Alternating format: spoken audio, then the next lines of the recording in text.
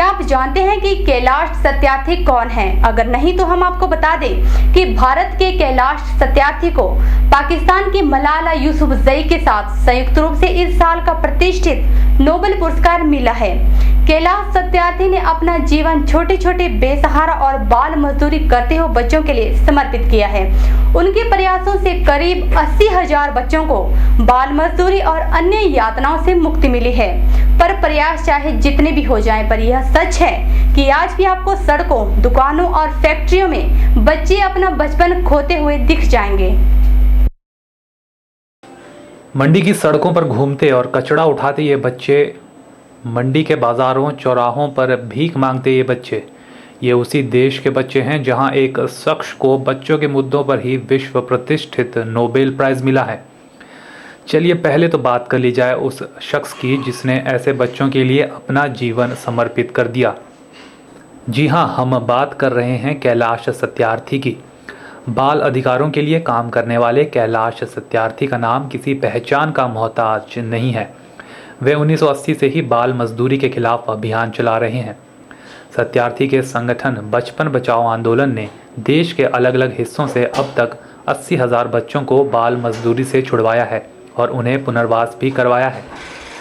सत्यार्थी ने बच्चों से जुड़े सामाजिक मुद्दों को वैश्विक स्तर पर उठाया है। वे global march against child labour नाम की संस्था से भी जुड़े हैं। सत्यार्थी ने international centre on child labour and education के लिए भी काम किया है।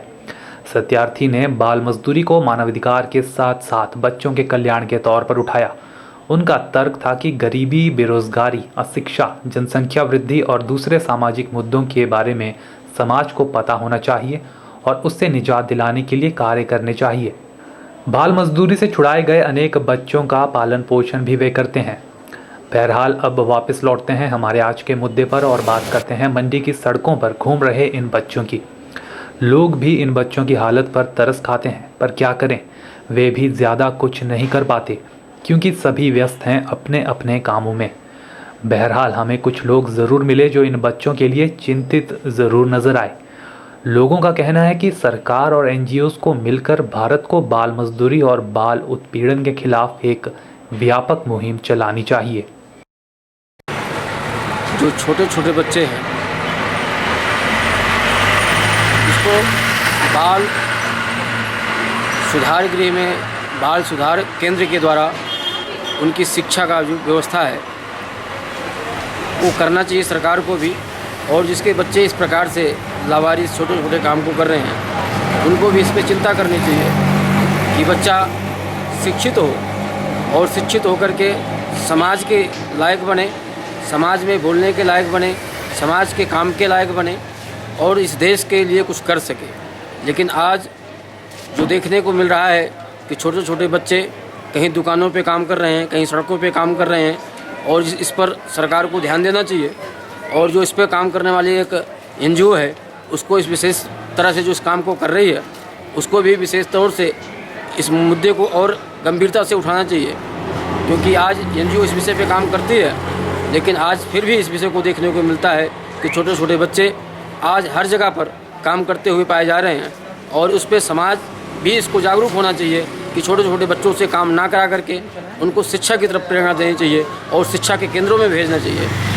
जैसे कोई बच्चा भीख मांगता है तो मैं समझता हूँ कि उसको भीख के बजाय जो उसके लिए जो ज़रूरतमंद चीज़ है, जिसकी ज़रूरत उसको है, उसके लिए उसको उपलब्ध कराएं। अगर कोई भीख बच्चा मांगता है तो देने वाला, मैं सोचता हूँ कि देने वाला उसको उस तरीके से गाइड करे ताकि वो जो है बच्चे की सुविधा बन पाए। तो लोग भी सरकार और NGOs का हवाला देकर इस समस्या के समाधान के लिए सिर्फ सरकार के सहारे की उम्मीद लगाए बैठे हैं।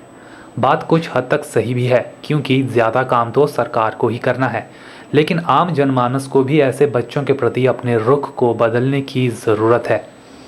आम जनता ज़्यादा नहीं तो कम से कम अपने घरों में बच्चों से काम न लेने का वचन ले सकती है या फिर कहीं भी बाल उत्पीड़न की घटना की सूचना नज़दीकी पुलिस थाने या चाइल्ड लाइन को दे सकती है। देश को आज एक नहीं बल्कि सैकड़ों कैलाश सत्यार्थियों की ज़रूरत है, तभी ये देश बाल मजदूरी जैसी कुप्रथा से मुक्त हो सकेगा। कैमरा पर्सन लोकेश के साथ ब्यूरो रिपोर्ट के चैनल मंडी।